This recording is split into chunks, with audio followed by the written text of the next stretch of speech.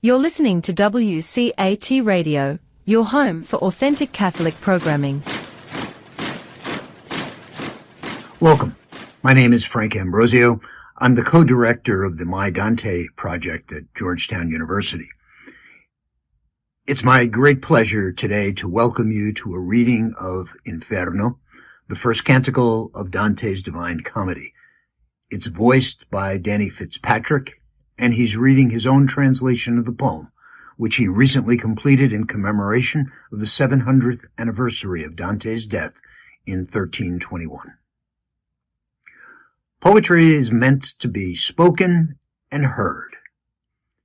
As Danny speaks, listen for the simplicity and economy of the English words and rhythms which Danny has discovered at work in Dante's native Italian. In their music and textures, we hear the primal power with which they break forth from silence, revealing the whole world, together with all of us, the living and the dead. So let's join Danny Fitzpatrick now on Dante's journey.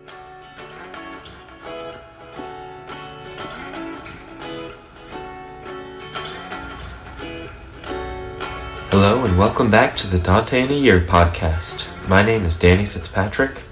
Today, we dive into Dante's Inferno, Canto 19. O Simon Magus, O miserable ones who follow him and rape the things of God, though they ought to be spouses of his bounty, for the gold and silver that enveils you, now it comes that the trumpet sounds for you, for your state is in the third bulge. Now we had come to the following tomb, having mounted the rock in that part where a point plumbs the midst of the deep. O sum of wisdom, how great is the art that you show in heaven, on earth, and in the evil world, and how much justice your virtue imparts. I saw on the sides and in the depth the livid rock full of piercings, all of one breadth, and each one round. They appeared to me no less ample nor grand than those that are in my lovely San Giovanni, made for the Baptist's place.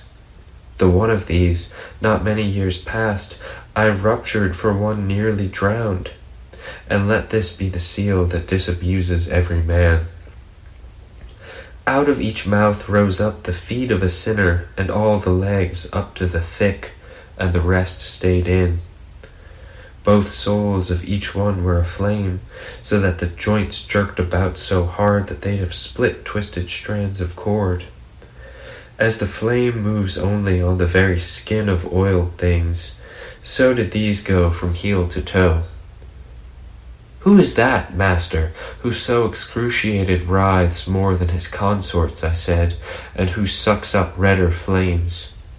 And he to me, if you like, I'll bear you down there on that bank that lies lower, that you might learn from him of himself and his wrongs.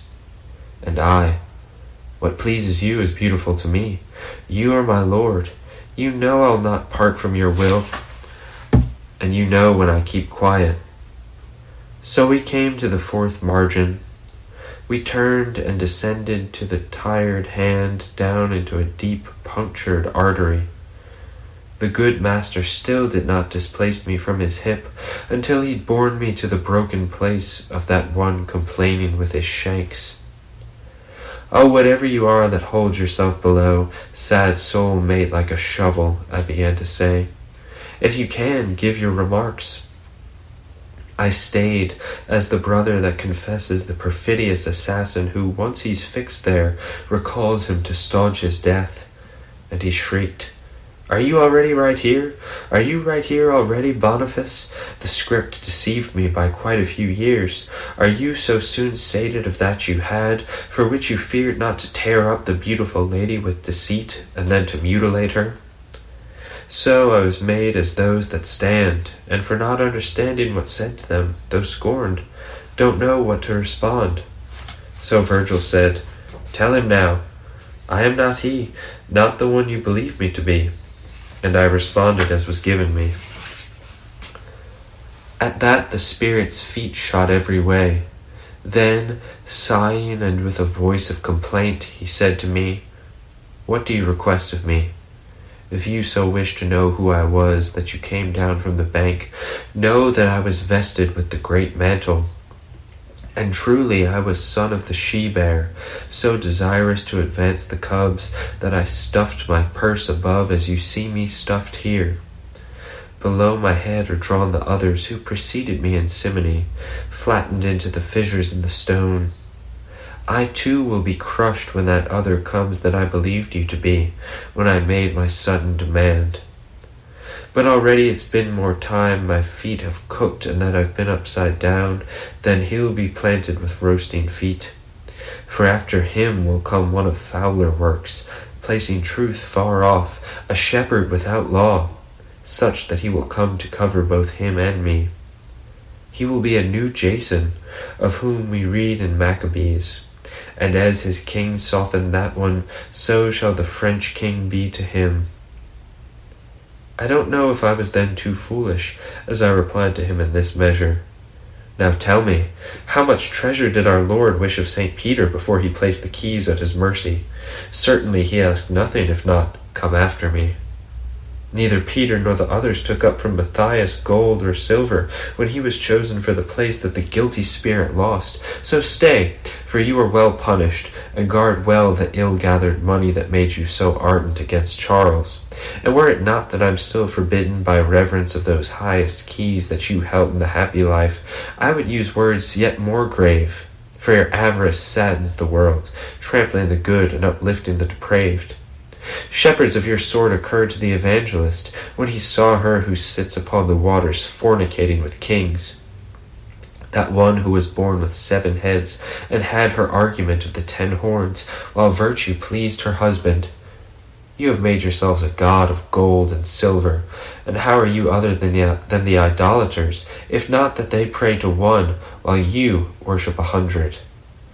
Ah, Constantine, how much evil you mothered, not your conversion, but that dotage the first rich father took up from you. And while I sang to him such notes, whether ire or conscience gnawed at him, he pushed hard with both feet. I well believe that it pleased my leader, as he ever attended with such content lips the sound of the true words I expressed. So he took me up with both arms, and then, when I was all to his chest, remounted along the way he descended.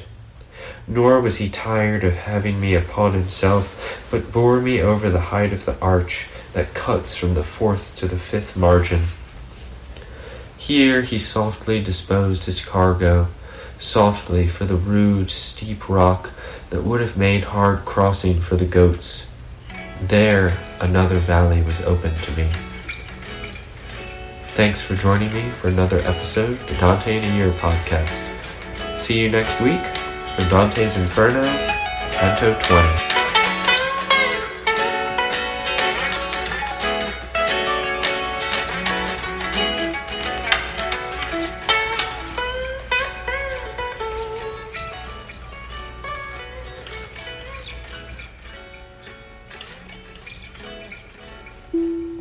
Hello, God's beloved. I'm Annabelle Mosley, author, professor of theology, and host of Then Sings My Soul and Destination Sainthood on WCAT Radio. I invite you to listen in and find inspiration along this sacred journey we're traveling together to make our lives a masterpiece and, with God's grace, become saints. Join me, Annabelle Mosley, for Then Sings My Soul and Destination Sainthood on WCAT Radio.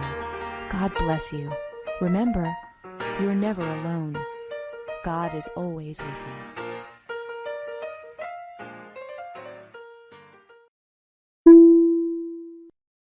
Thank you for listening to a production of WCAT Radio. Please join us in our mission of evangelization. And don't forget, love lifts up when knowledge takes flight.